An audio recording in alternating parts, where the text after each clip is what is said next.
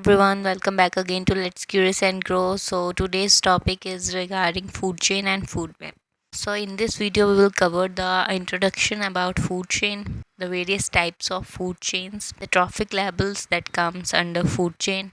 Then we will move to introduction to food webs, different type of ecological pyramid and their types.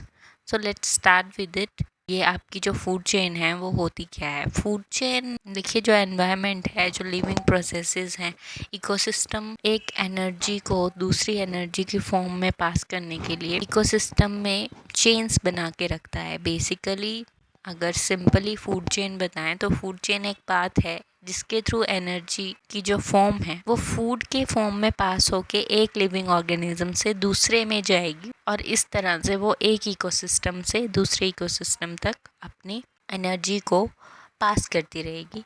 आप यहाँ पे एक diagrammatic representation देख पा रहे हैं। So you can C there are showing different types of consumers. First of all आप producers देखिए, producer is sun, water, grass.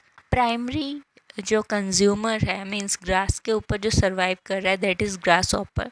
Grass hopper के बाद we will move to the secondary consumer जो दूसरी बार एनर्जी को कंज्यूम करेगा। Like grasshopper को फ्रॉग ईट करेगा, frog is a secondary consumer. उसके बाद tertiary consumer is snake, snake जो है सेकेंडरी कंज्यूमर को कंज्यूम कर सकता है। Then move to the final consumer that is hoc और ईगल। सो ये आपका टर्शरी कंज्यूमर को ख़त्म कर सकता है। देन लास्ट में ये चीज़ें डिकम्पोज हो जाएंगी, fungi and dead decaying matters जो हैं ये बन जाएंगे। Then again they will mix back into the soil and again grow back in the form of producers. So that all is a multi complex manner. Food chain एक systematic way से one by one जो है अपनी energies को पास करती रहती है one level to the another level. Next हम बात करते हैं कि कितने टाइप्स की आपकी बेसिकली फूड चेन होती है। फूड चेन के मेन जो टाइप्स हैं that are of two types. Number one is grazing food chain and number two is the derivatives food chain. Grazing food chain में आपकी जो है ये ग्रास से लेके टॉप प्राइमरी कंज्यूमर्स तक चलेगी। मींस ग्रास को रैबिट ईट करता है, रैबिट को फॉक्स खा सकती है और फॉक्स को lion, that is a top carnivorous animal. Detritive food chain जो है वो सॉइल से स्टार्ट होती है। मींस सॉइल में अर्थवॉर्म्स होते हैं, अर्थवॉर्म्स को रैट खा सकता है, रैट को स्नेक खा सकता है एंड देन लास्ट स्नेक को ईगल खा सकती है। सो ये इस तरह से जो है आपकी फूड चेन मेंटेन हो रही है मेनली। नेक्स्ट बात करते हैं कि ट्रॉपिक लेवल्स कितने होते हैं फूड चेन में। तो there are you see in front of you, आपने प्रीवियस स्लाइड में देखा कि जो ट्रॉपिक लेवल्स हैं फूड चेन में वो 3 तरह के हैं। बेसिकली प्रोड्यूसर्स हैं, उसके बाद उसे कंज्यूम करने के लिए कंज्यूमर्स हैं and lastly decomposers are there. So यहाँ पे सैम्पल फूड चेन के थ्रू आपको ट्रॉपिक लेवल बताया गया है। Then grass biome you can see, pond biome you can see and ocean biome you can see. Means आपको terrestrial से लेके जो एक्वेटिक फूड चेन्स हैं उन सब का जो है एक रिप्रेजेंटेशन यहाँ पे मिल रहा है। प्रोड्यूसर्स बेसिकली वो होते हैं जो अपना खाना खुद बना सकते हैं। Basically they make their own food. जैसे ग्रीन प्लांट्स हैं, उन्हें सनलाइट चाहिए, फोटोसिंथेसिस के through they will prepare their own food. Producers आपके बॉटम लेवल पे प्रेजेंट रहते हैं फूड चेन पे, means they are the base. Consumers वो हैं जो अपना खाना खुद नहीं बना सकते, they don't make their own food. So इनके लिए एक और अनदर टर्म बेसिकली हम साइंस में यूज़ करते आ रहे हैं, that is heterotrophic. Autotrophs and heterotrophs.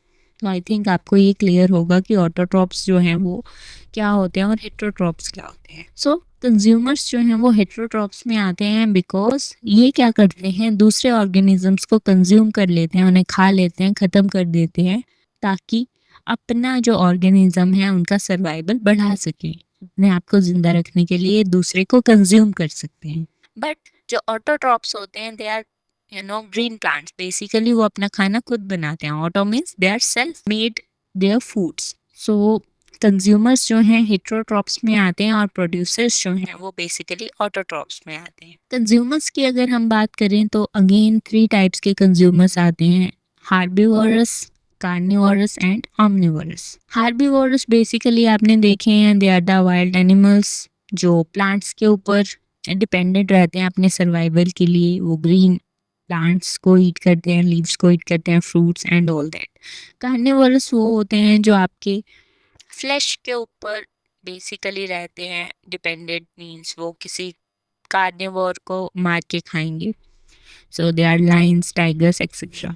omnivorous animals आपके बेसिकली वॉल्फ वगैरह जो हैं वो आ जाते हैं इनमें। omnivorous में कुछ वर्ड्स आ जाते हैं, वो इंसेक्ट्स को भी खा लेते हैं। वो बेसिकली वो बहुत दोनों चीज़ें जो हैं वो बेसिकली खा सकते हैं। डिकम्पोजर्स आपके वो माइक्रो ऑर्गेनिजम्स हैं जो क्या करते हैं कि बड़े मॉलिक्यूल्स को आपके छोटे छोटे पार्ट्स में तोड़ देते हैं, उन्हें डिकम्पोज कर देते हैं। डिकम्पोज मीन्स उनके न्यूट्रिएंट्स को वो दोबारा से डिकम्पोज कर देंगे, वापस सॉइल में जाके मिक्स अप कर देंगे और दोबारा वो चीज़ें ग्रो हो सकते हैं। डिकम्पोजर्स वो किसी चीज़ को, बड़ी चीज़ को छोटे छोटे मॉलिक्यूल्स में या छोटे छोटे पार्ट्स में तोड़ने के लिए they are useful. So the examples are like bacteria, fungi, etc. अब जो फूड वेब्स हैं बेसिकली उनके लिए क्या होता है, इंट्रोडक्शन अगर हम दें कि फूड वेब्स क्या होती हैं। फूड चेन की बात तो हमने कर ली। फूड वेब्स क्या होती हैं? फूड वेब्स आपकी फूड चेन्स जो होती हैं, नंबर ऑफ फूड चेन्स, वो एक दूसरे के साथ एक पैटर्न में इंटरलिंक रहती हैं बेसिकली वेब अरेंजमेंट में। उसे बोल देते हैं हम फूड वेब। जैसे आप यहाँ पे एक डायग्रामेटिक रिप्रेजेंटेशन देखिए अपने सामने। लाइंस हैं बेसिकली, ये जो है आपकी प्लांट्स पे डिपेंडेंट नहीं है।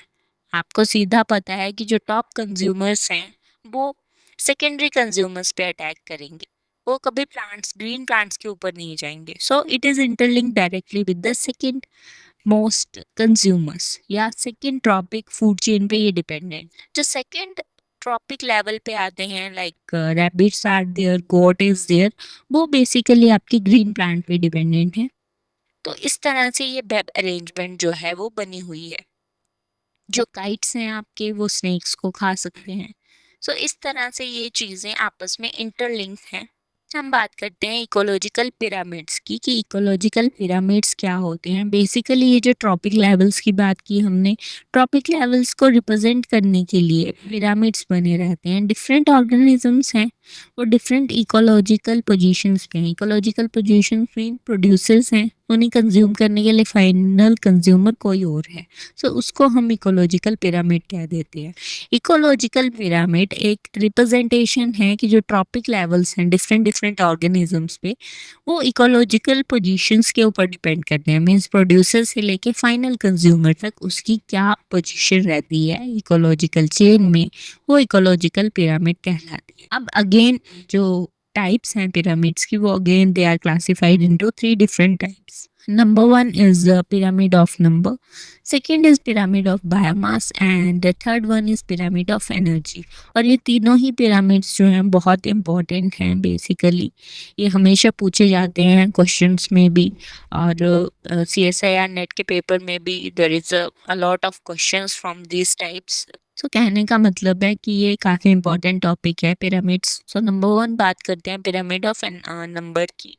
पिरामिड ऑफ नंबर जो है बेसिकली आपका अपराइट पिरामिड होता है और इन्वर्टेड पिरामिड होता है। Means it is upright always, somewhat is it inverted pyramid of number. Pyramids में आप देखिए अपराइट जो होगा, सबसे बॉटम पे producers are there, then primary consumers, then secondary, then tertiary. अब इसी चीज़ को अगर आप उल्टा कर दीजिए, इन्वर्टेड कर दीजिए, तो प्रोड्यूसर्स आपके सबसे नो बेस पे चले जाएंगे। They are large in number, then herbivores, then parasites and then hyperparasites। parasites के ऊपर भी कुछ parasites रहते हैं, they are known as hyperparasites। Next हम बात करते हैं pyramid of biomass. Pyramid of biomass आप देख पा रहे हैं कि 1000 kg आपके प्रोड्यूसर्स हैं, तो 100 kg आपके हार्बिवोरस हैं, 10 kg आपके प्राइमरी कार्निवोरस हैं, तो 1 kg आपके टॉप कार्निवोरस हैं। अगेन अगर हम इसे भी अपराइट करके इन्वर्टेड देखें, ये तो अपराइट फॉर्म में रहा, इन्वर्टेड फॉर्म में प्रोड्यूसर्स आपके कम होते जाएंगे और कार्निवोर्स का लेवल जो है मीन टॉप वो बढ़ता जाएगा। यार इन 12 ग्राम्स आप देख पा रहे हैं और प्रोड्यूसर्स का 4 ग्राम्स। सो अगर इसे उल्टा कर दिया जाए तो कुछ केस इस तरह है। पिरामिड ऑफ एनर्जी अगर आप देखिए तो दीज आर प्रोड्यूसर्स आपके फर्स्ट लेवल कंज्यूमर्स रहते हैं बेसिकली, फिर सेकंड लेवल कंज्यूमर्स हैं क्योंकि फर्स्ट प्राइमरी प्रोड्यूसर्स को कंज्यूम करने के लिए भी कोई होना चाहिए, सो दे आर सेकेंडरी।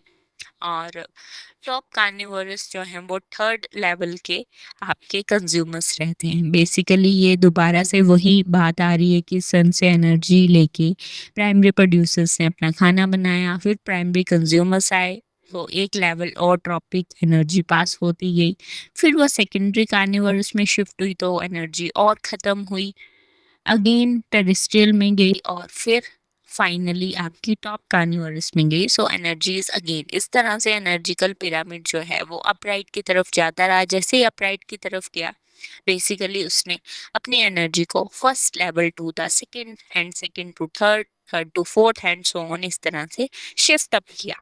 सो बाकी अगर आपको इस टॉपिक के बारे में और लॉन्ग वीडियो चाहिए, चाहते हैं कि इस पे डिटेल्ड वीडियो बनाई जाए और अच्छे से आपको बताया जाए that what is pyramid of energy, pyramid of biomass as well as pyramid of energy from CSIR point of view, so you can make comment in comment section. I will make another video, and this is a simple intro on these terminologies कि आपको at least clear हो कि food chains और food webs में क्या difference है और ये क्या होती हैं। So thank you so much for this.